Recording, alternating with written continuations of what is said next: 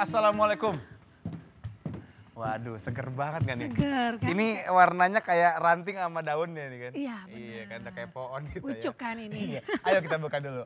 Assalamualaikum warahmatullahi wabarakatuh. Selamat pagi pemirsa, jumpa lagi dengan saya Dika dan Clara tentunya hanya di Halo Dokter karena sehat itu asik. Hari ini mau bahas apa, Clara? Hari ini itu kita mau bahas tentang, Apa? kok ini kayak buram ya? Siapa sih yang ngeprint? Ini udah jelas banget tulisannya, lebih jelas dari masa depan saya ini. Ini bukan buram tulisannya. Terus Matanya emang kayaknya. Matanya ini mah. Matanya yakin banget ini matanya. mata apa? Mata pencarianmu. Enggak, bukan. Matamu ini kayaknya emang beneran Iya ya, bermasalah. jangan-jangan nambah kali ya minusnya ya. Akhlaknya minus ya. Enggak bener. Kalau Ini itu kan sih nggak jelas lagi banget nambah, ini. udah Jelas- maksimum. Jelas banget kebaca itu. Berarti kayaknya minus aku yang Beneran nambah ya. Minus. Makanya Clara mendingan lasik tau. Lasik, apaan tuh? Itu yang di laser-laser itu matanya. Emang bisa Kemarin ada tetangga saya di lasik bisa langsung tembus pandang. mata minus di lasik bisa? Bisa, matanya bisa langsung jelas banget. Sampai bulan juga kelihatan tuh bulannya. Sampai Kalau detail. mata duitan bisa? Aduh itu mesti dirupiah. Itu nggak bisa. Mendingan Oke. lasik aja nggak apa-apa. Beneran, tapi kan minusnya nggak terlalu gede juga ya. Nah itu dia, justru lasik itu ada yang bisa ada yang enggak. Oh gitu? Iya, yang minusnya kegedean, yang minusnya 200 tapi itu nggak bisa kalau nggak salah. Nggak bisa ya? Bagi deh. Mata kaki juga nggak bisa sih pastinya ya? Nggak bisa, makanya daripada kita ngalor ngidul nih, langsung aja kita ngobrol lah. Ya udah deh. Nah ngobrol sekalian mana, nanya-nanya biar kan. lebih afdol kita buka lagi aja dah. Oh ya Gimana? udah, Biar lebih bener gitu loh Bener-bener bukanya ya. kayak acara yang bener gitu Iya, ya. assalamualaikum warahmatullahi wabarakatuh. Pagi pemirsa, jumpa lagi dengan saya Dika dan Clara tentunya di hanya Halo Dokter karena sehat itu asik. Nah ini sekarang beneran Clara, kita sekarang mau bahas soal lasik. Oke, Jadi tadi pembukaannya gimmick doang sebenarnya ya. Tapi karena tema hari ini itu tentang lepas kacamata dengan bedah refraktif aman permanen. nah itu bisa kan baca bener kan? Udah bisa, Iya. kan tadi gimmick ya. Makanya kita mau ngebahas sama dua tamu yang kece banget. Yang pasti kalau kita ngomongin mata, ya ketemu sama dokter mata dong. Iya benar. Iya kan? Ada siapa Clara? Yang pertama ada Dr. Sofia Pujiastuti, SPM KMM, spesialis mata lasik ekspor. Iya, jadi kalau soal Waduh. lasik ini paling jago nih. Benar. Iya, Jadi aku udah, sekarang udah, mau udah nanya-nanya merem deh. ngerjainnya lah. Wah bahaya ya. Jangan, nggak mungkin ngerjain merem. Yang kedua juga, jadi gini, rupanya tidak semua orang bisa dilasik. Iya. Tadi ada yang minus sekian nggak bisa. Oh, gitu Atau ya? mungkin punya kondisi komorbid Tapi kali. alternatif ada nggak? Masa Iya. kalau 200 kacamatanya setebel gini loh Iya, berarti? teropong bintang. Enggak dong, nggak mungkin. Tapi intinya adalah kalau misalnya kita bicara orang-orang yang tidak bisa dilasik, itu diapain? Ada yang kedua, siapa Clara? Dr. Retno Unggul Hapsari, SPM, spesialis mata lasik expert Itu juga. dia, makanya kalau misalnya ada pemirsa nih yang kayak, duh mataku nih kayaknya Benar, minus. pastinya pengen nanya-nanya dong ya. Nah, Boleh langsung kirimkan pertanyaannya ke DM Instagram @halodoktertvri. Itu kita akan jawab di segmen 4 Segmen dan 5 spesial lah pokoknya itu pokoknya ya. ya. Jadi tetap di Halo Dokter karena sehat itu. Asik.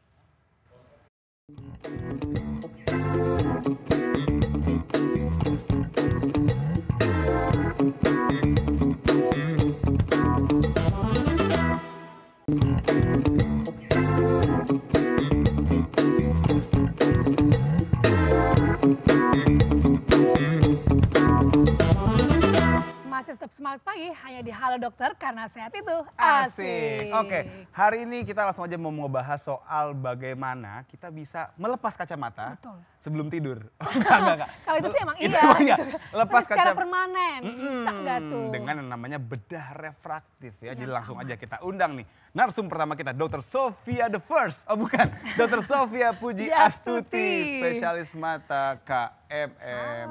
Halo dokter. Selamat pagi, Dr. Mas, Sofi. selamat datang dokter. Dokter Silakan. Clara. Pagi dok, Dr. Dika. silakan duduk Dr. Sofi. Iya. Apa kabar Dr. Sofi? Alhamdulillah baik, Dokter Dika. Alhamdulillah. Dok mau nanya dong, kan tadi kita ngomongin soal lasik. Ya.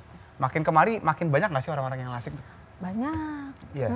Karena kan sekarang masyarakatnya juga udah mulai makin mengenal ya dibanding beberapa tahun yang lampau lah gitu. Maksudnya karena waktu saya memulai kan saya tahun 2006 itu masih layanan untuk lasik pun masih nggak terlalu banyak. Masih Tapi terbatas. sekarang masih terbatas. Tapi sekarang alhamdulillah di beberapa kota-kota besar di Indonesia ini sudah mulai ada layanan lasik. Jadi kan artinya menunjukkan bahwa edukasinya itu udah makin banyak Makin ya, makin mengenal gitu. Iya. Orang makin mengenal Dokter tentang ini. pengen tahu juga nih dok ya, seberapa besar Banyak. ya aman nggak untuk lasik itu sendiri? Ya, Prosedur operasinya itu aman ya, sebenarnya itu aman. Dan itu pertanyaan yang sering banget ditanyakan ke kita, aman nggak, permanen nggak gitu kan. Kadang-kadang nanti kalau habis dilasik terus saya balik lagi dok minusnya, itu sering tuh pertanyaan seperti itu. Selama pemeriksaan pralasik yang dilakukan itu benar-benar sesuai dengan persyaratan yang diminta dan dia merupakan kandidat yang baik, insya Allah itu semua aman dan permanen. Ya paling kalaupun nggak aman buat saldo rekening aja sebenarnya. Iya. Itu beda lagi. Beda lagi. Ntar biar lebih jelas ya, tapi kan semua kan ada benefit dan ada risknya. Ada Betul. resiko, ada keuntungannya. Nah biar lebih jelas semuanya, dokter ada slide-nya dok mungkin yang akan dibahas. Ya, Monggo oke, silakan. Nah ini. silahkan. Ya. Nah ini sesuai dengan judul kita ya dok ya, lepas kacamata dengan bedah refraktif aman permanen. Nah, sebelumnya saya mau memberitahukan dulu, orang tuh paling sering ngomongnya lasik. Padahal sebenarnya yang namanya bedah refraktif itu untuk menghilangkan kelainan refraksi kita sebut adalah laser vision correction. Di mana tindakan ini dilakukan pada mata dengan mesin laser untuk menghilangkan kelainan refraksi miopia atau minus, silinder atau astigmatisme, dan hipermetropia beserta bisa juga untuk presbiopia untuk orang-orang yang usia di atas 40 tahun. Oh, apa yang orang bilang plus itu dok, berarti dok? Mata Ya plus. benar, yang usia 40 tahun ya. Dan tindakan ini bersifat aman dan permanen. Ini ada gambar-gambar apa sih, pasti pemirsa banyak yang ingin tahu nih. Gambar apa? Ini contoh-contoh mesin laser yang ada. Dan ini beberapa semua nih ada di Indonesia ini. Jadi setiap rumah sakit atau klinik mata, mereka menggunakan mesin-mesin yang berbeda-beda, tetapi semua prinsip tindakannya semua sama gitu. Jadi hanya beda merek ya, istilahnya seperti itu. Oke, kita lanjut.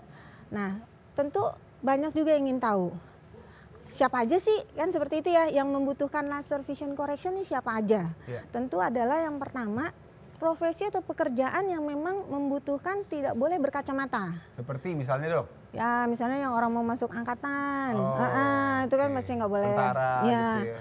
Atlet juga kan, benar ya. Tergantung ya. Kalau Catur mungkin mau catur. Nggak catur. Jadi ada beberapa yang memang perlu. Lalu perbedaan ukuran kelainan refraksi yang sangat besar dok. Jadi antara mata kanan dan kiri. Contoh, misalnya mata kanan -2, mata kiri -8. Dia kan nggak bisa pakai kacamata ya. Sehingga akhirnya dia harus salah satunya harus pakai lensa kontak. Nah ternyata matanya iritasi terus. Masa kalau matanya iritasi terus kita biarin aja kan nggak mungkin ya. Nah itu salah satu juga indikasi untuk dilakukan tindakan operasi laser vision correction. Lalu yang ketiga, ada juga orang yang saya ingin terbebas dari penggunaan kacamata. Banyak kan yang orang aduh pingin deh dok lepas ya, kacamata. Jadi bangun tidur tuh pagi-pagi bangun udah bisa lihat tanpa harus mencari kacamata. Itu kita yang tidak berkacamata kita nggak bisa merasakan hal tersebut. Tetapi tentu orang-orang yang memiliki kelainan refraksi sedangkan dia harus bangun tidur nyari. Aduh itu rasanya setelah dilasik luar biasa dok. Iya plong banget kayak dok, plong. Bahagianya tuh kita bisa rasakan deh kebahagiaan itu ya. Syukuran bisa itu langsung, bikin hajatan. 7 malam ya. Ya. Lalu ada juga untuk profesi-profesi yang kalau saya nggak pakai kacamata saya lebih meningkatkan keyakinan diri, itu ada juga yang seperti itu. Jadi dia lebih percaya diri deh untuk bicara di depan umum atau dia bertemu dengan orang tanpa berkacamata. Dan yang terakhir nih ada penelitian kecil-kecilan dari beberapa orang, ternyata kalau diukur-ukur biaya kembali lagi tadi kan tentang mata uang ya. Jadi kalau orang yang dioperasi lasik dengan kalau dia mengganti kacamata tiap 1 tahun atau dia beli softland seperti itu. Nah ternyata diukur-ukur biayanya kurang lebih memang malah lebih hemat lasik karena lasik tadi 1 kali tindakan dia bisa permanen. Iya, tapi istriku ya dok, dia kan lasik tuh. Ya. Tapi tetap aja sekarang pakai kacamata gaya. Jadi buat apa tuh pakai kacamata juga dok? Itu kan lain dok, kalau kacamata gaya kan nggak ada kelainan gaya doang dok, untuk penampilan fashion kan juga fashion. Iya. Tentu juga harganya berbeda. Oh iya. Oke kita lanjut ya. Terus, nah syarat untuk dapat, ini kan tentu juga harus pemirsa pasti ingin tahu juga ya, syarat untuk dapat melakukan tindakan laser vision correction. Nah minusnya itu adalah 1 sampai 12. Nah 1 sampai 12 ini untuk kelainan refraksi miopia, lalu untuk astigmatisme 1 sampai 5. Lalu yang ketiga hipermetropia itu 1 sampai 4. Rabun dekat ya dok ya? Ya, lalu usia. Nah, ini juga usia nih harus di atas 18 tahun. Lalu Dok maaf dok izin dipotong sedikit. Jadi biar pemirsa juga lebih paham ya. Miopia itu rabun jauh berarti. ya, Astigmatism itu silinder. iya Oh, benar. berarti orang bilang ini mataku silinder itu. Iya. Nah bahasa kerennya astigmatism. Iya. Kalau hipermetropia rabun dekat alias Iya. plus ya dok ya? Iya, Oh. plus tapi yang lihat jauh ya, bukan yang plus usia tua. Jadi bukan bedanya usia apa yang tuh? kalau misalnya gini, ada pasien usia 40 tahun, tapi dia nggak bisa baca dekat. Nggak bisa baca dekat nih, tapi jauhnya enak. Nah, itu biasanya namanya presbiopia. Kenapa dia nggak bisa? Karena daya akomodasi dari lensanya itu mulai berkurang karena dianggap usianya sudah mulai memasuki usia tua. Jadi penurunan lah, Iya. seperti itu. Terus usia 50 tahun daya akomodasinya berkurang lagi. Usia 60 tahun berkurang lagi sehingga dia membutuhkan kacamata positif yang terus bertambah setiap terjadi penurunan daya akomodasi karena usia. Oke, itu presbiopia. Kalau Iya. hipermetropia dok? Kalau hipermetropia justru jauhnya dia buram dan dia membutuhkan kacamata positif untuk bisa melihat jelas, lihat jauh. Oke, Seperti jadi itu. plus itu nggak dekat doang dok ya? Ada yang Ya, jauh juga. benar. Ini di sini ada gambarnya nih, Iya, iya, Dokter iya, Dika ya. Jadi kalau orang normal ini kita sebut emetropia. Ya, jadi bayang sinar dari jarak tak terhingga dia masuk lewat kornea, langsung masuk bisa jatuh tepat di pusat penglihatan atau makula. Tetapi orang yang minus, dia jatuh bayangan sinarnya itu di depan pusat penglihatan atau makula, sehingga dia butuh kacamata cekung ya. Tadi ya butuh kacamata cekung atau kacamata minus sehingga jatuh bayangannya itu bisa mundur dan tepat di makula baru dia bisa lihat jelas dengan nyaman. Nah, yang hipermetropia kebalikannya. Bayangannya justru jatuhnya di belakang sehingga dia butuh kacamata positif dan jatuh bayangan sinar yang masuk lewat kornea kita, masuk terus ke dalam bisa jatuh tepat di pusat penglihatan. Dan yang terakhir kalau astigmatism atau silinder dia beragam banyak jalurnya tuh ada vertikal, horizontal itu tidak sama. Acak adut lah dok Iya ya? gitu. Jadi sehingga dia membutuhkan kacamata silinder sehingga bayangan itu jatuh tepat di makula. Nah kadang-kadang penyebab itu berbeda-beda. Kalau miopia tuh panjang bola matanya lebih panjang. Kalau yang tadi hipermetropia panjang bola matanya lebih pendek. Kalau astigmat perbedaan vertikal horizontalnya yang berbeda. Nah, untuk laser vision correction kita lakukannya adalah di kornea. Karena kita nggak bisa nih rubah panjang bola mata yang panjang jadi pendek, itu nggak bisa. Tetapi semua tindakan itu dilakukannya adalah di kornea mata. Dokter Sophie, boleh duduk sebentar nih dok? Boleh. Karena ingin bertanya ya, tadi itu terkait tidak sedang hamil dan menyusui. Iya. Pertanyaannya dok, kalau untuk ibu hamil atau Iya. untuk ibu yang sedang merencanakan kehamilan, Iya. itu baiknya dilakukan refraktif dulu kah ataukah setelahnya nanti? Dan kalau seandainya sebelumnya, baiknya berapa bulan jedanya? Ya. Tapi dokter tahan dulu jawabannya ya. Oke. Karena Siap. ada yang mau lewat setelah satu ini. Untuk pemirsa di rumah jangan lupa juga kalau ada yang ingin bertanya boleh langsung kirimkan pertanyaannya ke Instagramnya @halodoktertvri. Yes. Benar ya Dika ya? Betul Karena setelah banget. ini kita akan kembali tentunya hanya di Halo Dokter karena sehat itu Asik. asik.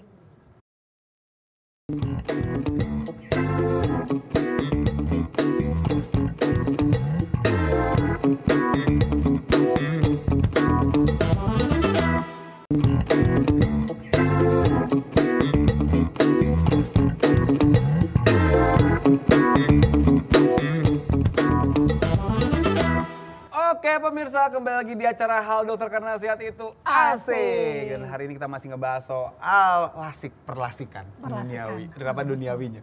Tadi sebelum jeda, Clara sempat nanya pemirsa. Katanya kalau misalnya ibu hamil tadi kan dibilang kan Tidak sedang hamil ya, tidak sedang hamil dan menyusui. boleh dilasik.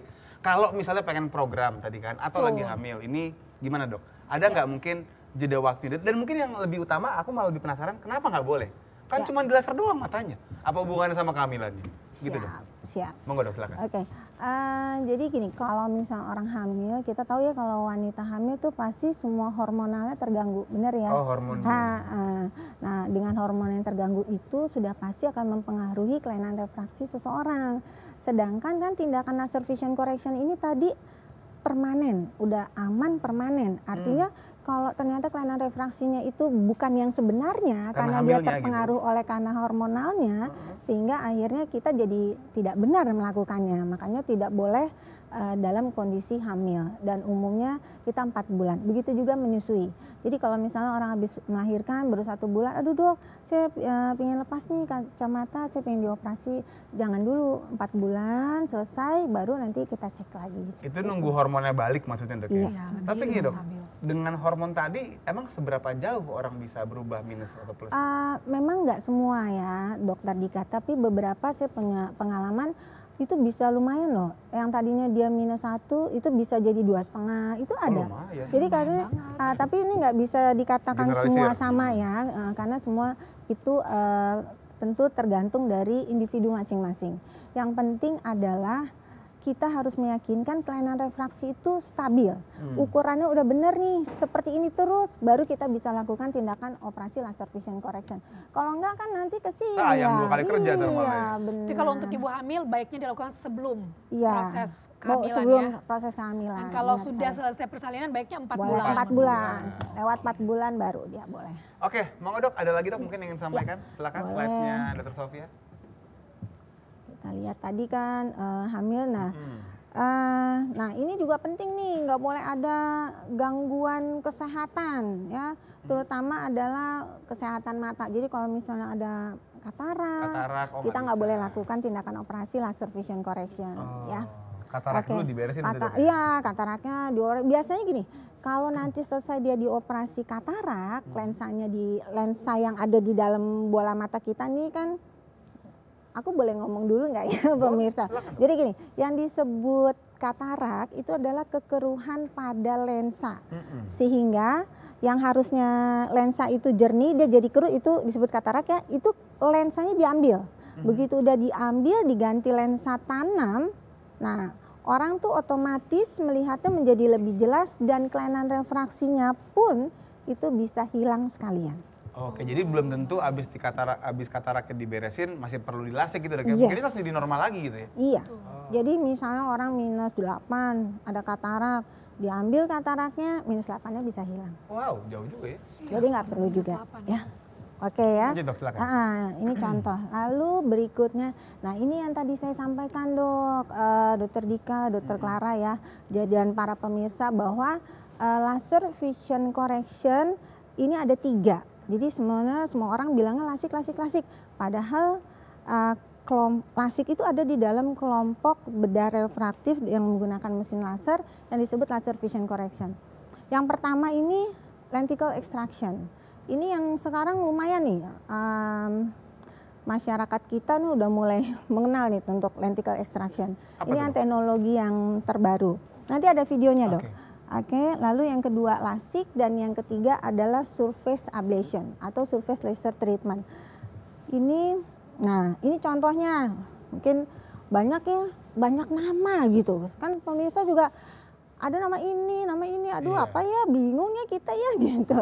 Dari awal tadi saya sudah mencontohkan gambar-gambar mesin. Jadi artinya tergantung nih setiap center kalau menggunakan mesin apa, namanya keluarnya juga berbeda. Padahal semua tindakannya itu sama. Jadi contoh, di lenticle extraction ada smart sight, ada relax smile, ada clear. Padahal ini semua sama aja barangnya mah. Sama aja. Yang dilakukan teknik operasinya tuh sama aja. Ya hanya tergantung kalau mesinnya yang dipakai apa, nama keluarnya apa. Oke, berarti mekanismenya ya dok ya, tiga-tiganya sama? Iya. Kalau untuk hasilnya? Prinsipnya sama, hasilnya sama. 3 bulan tuh hasilnya sama. Kenapa 3 bulan? Karena dianggap kornea itu stabil setelah operasi adalah 3 bulan. Jadi kita menentukan bahwa seseorang ini ini bagus sudah adalah setelah 3 bulan operasi laser vision correction. Tapi gini dok, antara 1, 2 sama 3 itu ada nggak? untuk pasien yang ini lebih cocok yang nomor 2? Ada tentunya, benar sekali itu ada ya. Ini semua dari 1, 2, 3 ini ada perbedaan di tindakan di mana minusnya pun berbeda. Jadi contoh, lenticle extraction, lasik itu bisa sampai -12.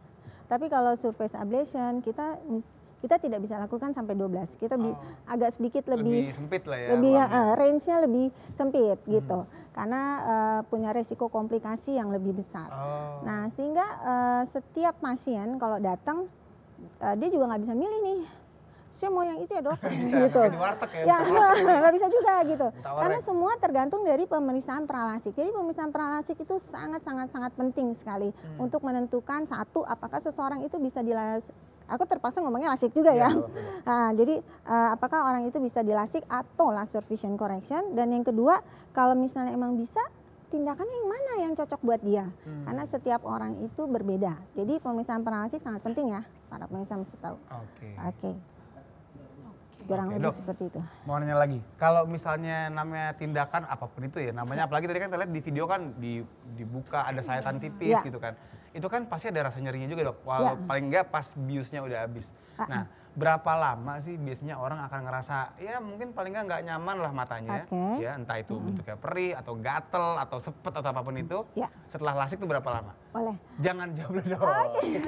Ya sekarang gantian saya dok, gantian saya mesti motong nih karena emang udah waktu jeda dulu gitu kan. Jadi pemirsa nih ya kita, karena namanya semua tindakan pasti kan ada apa ya, efek samping lah. Ya namanya efek-efek nggak enak, nggak nyaman gitu, apalagi dengan tadi yang udah ditunjukkan sama Dr. Sofia.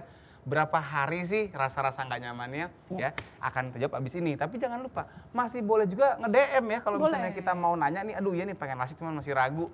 Tinggal DM aja ke @haldokter_tvri karena akan kita bahas segmen 5. Jadi tetap di dokter karena sehat itu asik.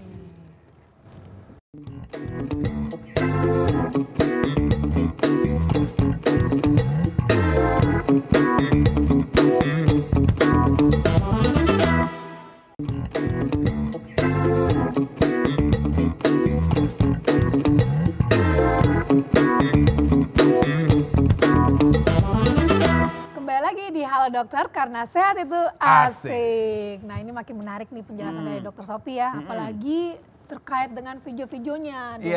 Kita ngelihatnya itu kayak singkat, padat, jelas, cepet gitu ya pengerjaannya, tapi penasaran sama efek sampingnya nih. Iya dong, karena tadi kalau di video kan kayaknya itu ada lukanya gitu ya Clara ya, meskipun kecil.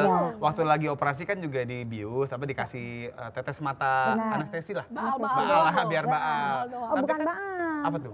Menghilangkan rasa sakit saja, tapi tidak baal. Oke, jadi sakitnya nggak terasa lah, tapi kan pasti setelah obatnya habis adalah rasa-rasa nggak nyaman, pasti kan, entah itu bentuknya perih atau sepet, kering segala macam. Berapa lama dok ngerasa nggak enaknya? Ya, oke. Saya boleh jelasin dari satu-satu ya. Kalau lenticle extraction karena lukanya paling kecil, dia hanya 3 mili, sehingga saraf-saraf yang ada di kornea itu terpotongnya hanya sedikit. Sehingga kemungkinan dia akan menjadi mata kering itu jauh-jauh lebih sedikit dibanding tindakan dua lainnya. Ya, kalau dua lainnya kan cukup besar.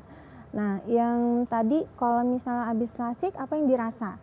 Nah, pemirsa tuh harus tahu bahwa kalau habis lasik pasien tuh bisa ngelihat jelas dibandingkan sebelum dia operasi tanpa menggunakan kacamata.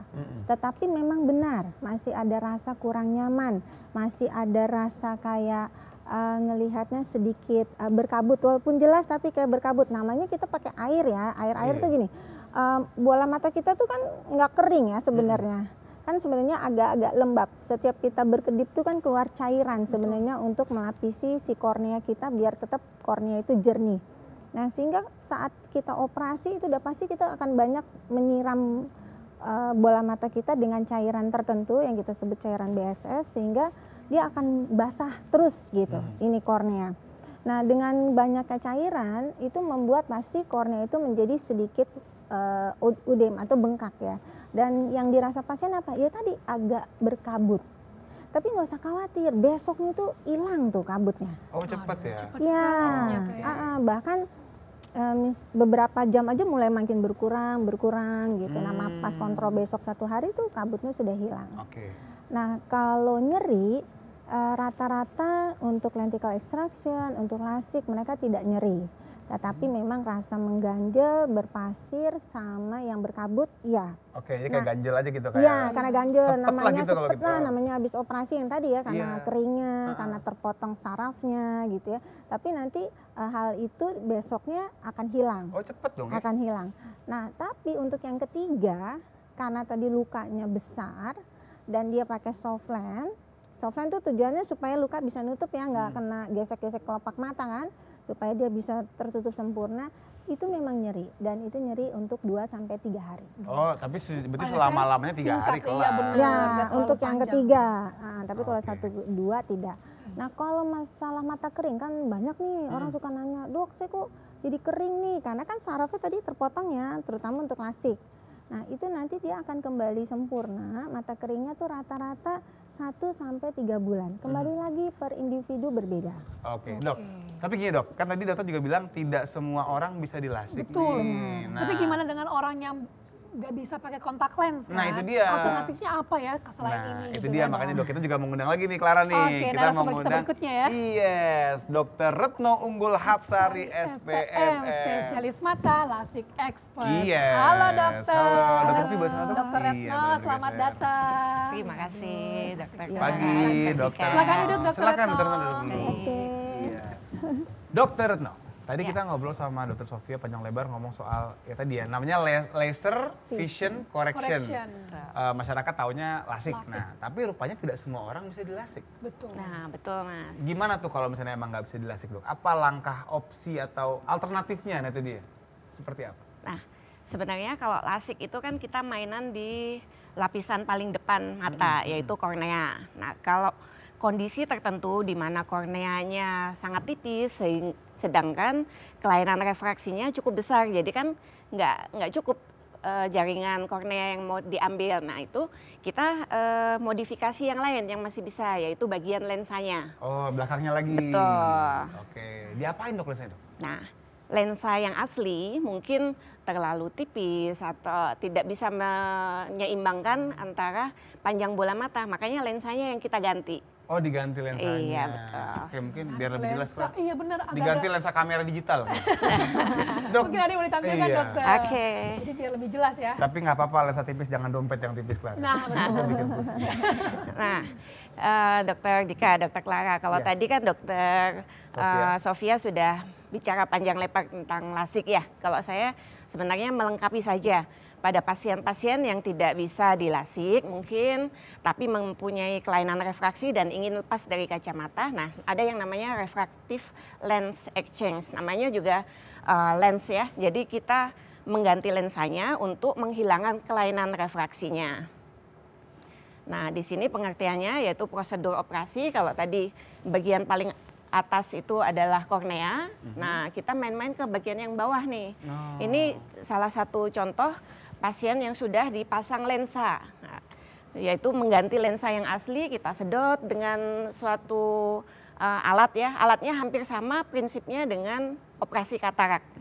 Nah, tapi pada pasien ini tidak ada katarak, jadi kita ambil lensanya, kita bersihkan, kemudian kita pasang lensa buatan. Oke. Nah, operasi ini disebut aman dan efektif untuk pasien yang dan efeknya itu juga permanen, sama seperti lasik. Oke. Jadi tidak nanti akan timbul minus lagi, tidak. Oke. Ya. Nah ini beberapa kandidat ya, pasien siapa aja sih yang bisa dilakukan operasi ini, yaitu tadi yang memiliki kelainan refraktif yang besar tapi korneanya tipis, kemudian tidak bisa dilakukan lasik, atau yang usianya biasanya dilakukan pada pasien yang usianya lebih dari 30 tahun. Oke. Kalau yang di bawahnya biasanya bisa lasik biasanya. Dok, maaf. Baik. Kalau tadi bicaranya karena kornea tipis, itu bawaan lahir apa? Betul. Karena apa Dok? Betul. Oh, Jadi bawaan tiap lahir. manusia itu lahir dengan cetakan yang berbeda-beda. Nah, sebelum lasik akan dilakukan pemeriksaan pralasik. Nah, di situ kita cek dulu berapa sih ketebalan korneanya, kemudian berapa sih kelainan refraksinya. Nah, di matching dulu. Nah, dengan pemeriksaan pralasik kita bisa tahu apakah kelainan refraktif atau minus atau plus atau silinder yang ada hilang semuanya atau ada sisa. Nanti pasien akan diberikan pilihan mau lanjut lasik misalnya masih ada sisa atau mencoba teknik yang lain. Berarti nggak ada kebiasaan yang bisa menyebabkan kornea menjadi lebih tipis itu. kan, Dok? Ngucek-ngucek mata kali Dok. Iya, Dok. Karena Kontak enak ganti banget tuh. kontak lens mungkin. Kontak lens. Pada umumnya sih nggak bisa, cuman mungkin kebiasaan-kebiasaan itu akan mencederai lapisan kornea. Nah, itu menyebabkan sikatrik gitu. Oh, tapi bukan penipisan nanti lagi ya? Bukan penipisan. Oke. Oke, saya lanjut ya, Dok. Silakan, Silakan, Dok. Nah, ini adalah prosedur tadi operasi refraktif lens exchange yang pada prinsipnya sama dengan operasi katarak. Nah, di sini pasien hanya dibius dengan menggunakan obat tetes, jadi tanpa suntikan. Tapi nggak sakit, Dok, ya? Nggak sakit, sudah dihilangkan sakitnya. Kemudian dilakukan operasi menggunakan mesin vakoemulsifikasi, yaitu disedot tadi cairan korneanya dengan luka yang sangat tipis. Nah, lewat luka itu juga akan dimasukkan lensa tanam. Nah, ini lensanya disesuaikan dengan kelainan refraktif yang pasien derita ya. Jadi nanti bayangan akan jatuh ke makula atau bagian yang paling sensitif dari mata. Itu menjadi lebih jelas. Lebih jelas. Berarti, Dok, maaf, Dok. Lensa ini lensa buatan berarti? Betul. Dibuat dari apa, Dok? Lensa buatan ini bahannya bisa silikon dan itu sudah disesuaikan dengan penelitian yang banyak sehingga dia sangat aman dipasang di mata. Dia tidak bisa menimbulkan reaksi jaringan dan nanti juga akan selamanya di situ. Jadi sampai akhir hayat gitu. Jadi nggak perlu dilepas-lepas. Ya, tidak seperti softland ya. Jadi banyak pasien yang tanya, loh nanti kalau dipasang lensa nanti kita copot-copot. Nah, bukan seperti itu. Jongkelnya ribet itu. Ribet, oke. Nah, memang semua tindakan kedokteran itu ada kelebihan dan kekurangannya ya. Kalau dibandingkan dengan LASIK, kelebihan dari refraktif lens exchange ini bisa dilakukan pada kelainan yang refraktif atau miop yang lebih besar. Kemudian sama dengan LASIK yaitu bypass kacamata dan dia dapat mengkoreksi juga rabun dekat. Oh ya, satu lagi, biasanya pada operasi katarak, lensa yang dipakai adalah lensa yang untuk fokus jarak jauh. Nah, pada pasien yang memilih lensa monofokal atau yang fokus pada satu titik aja, biasanya dia memerlukan kacamata baca. Namun saat ini ada berbagai macam lensa premium, yaitu dia bisa melihat jarak menengah dan jarak dekat. Ya, gitu. Itu agak lebih mahal dikit tuh harga itu. Nah, biasanya beda-beda lensa, beda harga, sama kayak mobil aja. Gitu kan. Kalau premium bisa nggak ada iklan nih biasanya. Oke, sama seperti LASIK juga, dia permanen dan tahan lama. Dan proses pengerjaannya juga sama, cepat ya. Namun pada kekurangannya, prosedur ini tidak bisa dilakukan dua-dua mata sekaligus. Jadi harus satu mata. Untuk amannya kita kasih rentang 2 minggu supaya melihat ada nggak peradangan atau ada tidaknya memastikan bahwa pasien bisa menetes dan memperbaiki kondisi pasca operasi dengan baik. Ya. Nah, masa penyembuhannya juga relatif lebih lama dibanding LASIK. Berapa lama? Yaitu biasanya 1 minggu sih. 1 minggu pasien sudah bisa aktivitas seperti biasa yang terbatas. Tapi, Dok, ini selama seminggu dia benar-benar nggak bisa ngelihat kan, kalau di sinetron kan ditutup banget tuh. Iya. Ini gimana, Dok? Enggak, kalau salah ini saya udah selesai ya. Silakan, boleh. Jadi untuk pasien pasca operasi ini penyembuhannya nggak harus ditutup, dibalut. Bahkan kita bisa pakai kacamata yang transparan. Atau dop mata yang transparan. Biasanya sekarang pakai kacamata kayak ya sama sih seperti kacamata LASIK gitu. Jadi tetap bisa aktivitas. Cuman mungkin aktivitasnya terbatas supaya kita menghindari infeksi pasca operasi, yaitu tidak boleh kena air berlebihan. Berenang jangan dulu. Beban nggak boleh dulu ya. Angkat beban yang berlebihan nggak boleh. Beban kehidupan mungkin. Nah, ya. Kalau itu sebelum dan sesudah pasti nggak angkat ya.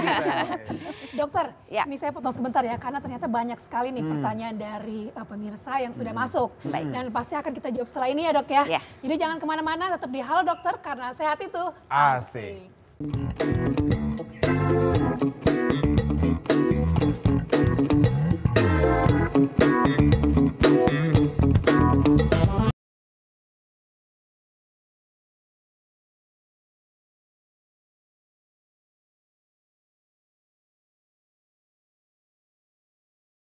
Nanya begini sama saya, Dok, saya ini kalau olahraga kok sulit keringetan ya? Efeknya bagus apa enggak itu olahraganya?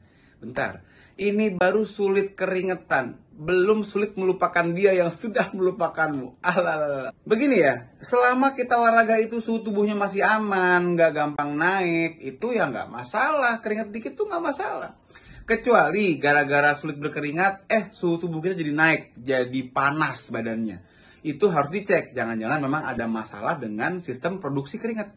Atau memang kita olahraga di atas kompor kali. Dan juga perlu diingat yang namanya olahraga itu nggak penting keringatan banyak ya. Yang namanya keringat itu hanya bagaimana tubuh melepas panas. Nggak berhubungan dengan pembakaran lemak gitu kan. Orang mikir keringat adalah hasil pembakaran lemak. Enggak. Lemak itu kalau dibakar jadinya kan minyak ya. Sementara yang namanya keringat itu kan air. Biar kata orang Pertamina juga kalau keringatan yang keluar tuh air bukan minyak. Jadi mendingan fokus sama ketercapaian beban latihan. Misalnya kayak berapa cepat kita bisa lari, seberapa jauh kita bisa jalan, atau seberapa lama kita bisa jogging. Itu lebih penting. Apalagi kalau kita bisa mencapai beban target yang ingin kita capai tanpa banyak berkeringat. Itu lebih keren, lebih aman. Kenapa? Kita nggak perlu takut dehidrasi karena kehabisan cairan. Kita juga nggak perlu banyak-banyak menggantikan cairan yang hilang. Apalagi sampai ke kantor polisi bikin surat kehilangan, nggak perlu. Jadi udah, nggak perlu tuh yang namanya cari-cari keringat, nggak usah. Mendingan cari nafkah biar produktif.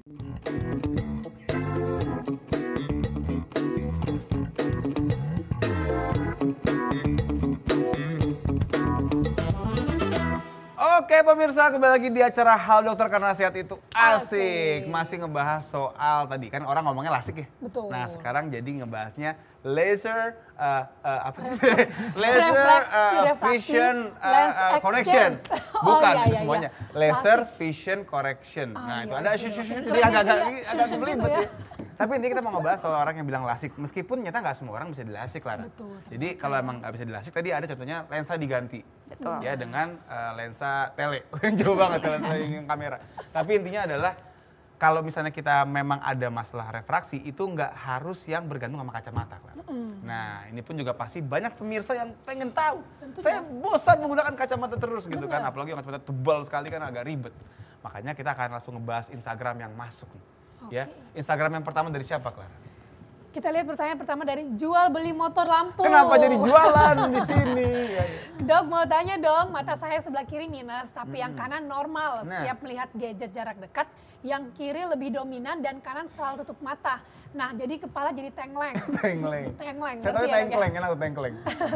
Itu bagaimana dok? Perlukah berkacamata? Pertama dok, aku penasaran nih sama Mas jual beli ya. Ini ada ya dok ya, maksudnya minus sebelah doang gitu, yang kanannya normal. Bisa. Dokter siapa dulu? Dokter dulu deh boleh. Oh banyak, memang minus itu bisa beda-beda. Bahkan kanan sama kiri bisa beda. Yang kita sebut anisometropia. Padahal satu terlalu tinggi, satu normal juga bisa juga. Normal juga bisa berarti ya. Nah, artinya bisa. Nah kalau misalnya dia mau ngeliat jarak jauh, jarak dekat pakai gadget, yang kiri dominan. Yang kanan ditutup matanya. Jadi gini ya? Itu kebiasaan yang sehat atau berbahaya sebenarnya dok? Apalagi pakai kepalanya tengleng.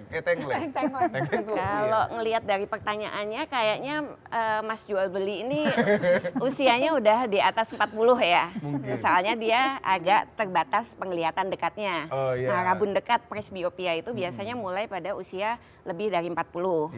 Nah itu kita harus memakai kacamata plus. Tapi kan sebelah doang. Nah, tapi karena yang mata kiri minus, kalau dia tidak pakai kacamata, dia akan lebih nyaman membaca dekat. Jadi orang dulu bilang, wah dok kalau sudah plus biasanya minus saya hilang. Enggak, bukan begitu prinsipnya. Enggak kayak gitu konsepnya ya. Tapi saya juga pikir begitu dulu, rupanya enggak ya? Enggak, jadi kalau tidak dikoreksi minusnya tanpa kacamata, jadi mata yang minus itu lebih enak untuk melihat dekat. Sedangkan mata yang normal, yang sebelah kanan, dia malah harusnya pakai kacamata plus supaya bisa mengimbangi mata yang kiri. Begitu. Tapi kalau mau dipakai dua-dua mata kan Allah ngasih dua mata ya, masa cuma satu dipakai ya. Makanya kita harus pakai kacamata, koreksi minusnya dan plusnya. Jadi bisa aja kirinya beda, karena beda di kacamatanya ya. Ini Mas jual beli motor Lampung, Anda perlu kacamata. Gitu ya Mas Ju ya. Mas Ju, udah akrab banget panggilnya Mas Ju. Panggilannya Juju pas ini juga. Panjangnya jual beli. Pertanyaan berikutnya. Next. Siapa dari nih? Mona Tamrin, pagi dok, saya mau nanya dulu, pernah periksa mata ya, sama dokter saya bilang dry eye.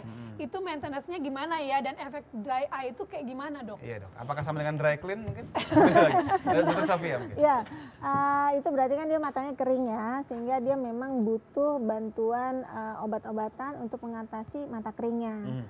Jadi kalau ditanya maintenance ya memang dia harus dapat obat seperti kayak artificial tears seperti itu. Tetes mata Yang buatan ditetes gitu itu ya. ya? Iya, Mata buatan ya, yang Dok, ya? ditetes seperti itu, dan biasanya kalau udah diobatin untuk jangka waktu tertentu akan membaik dry eyes-nya.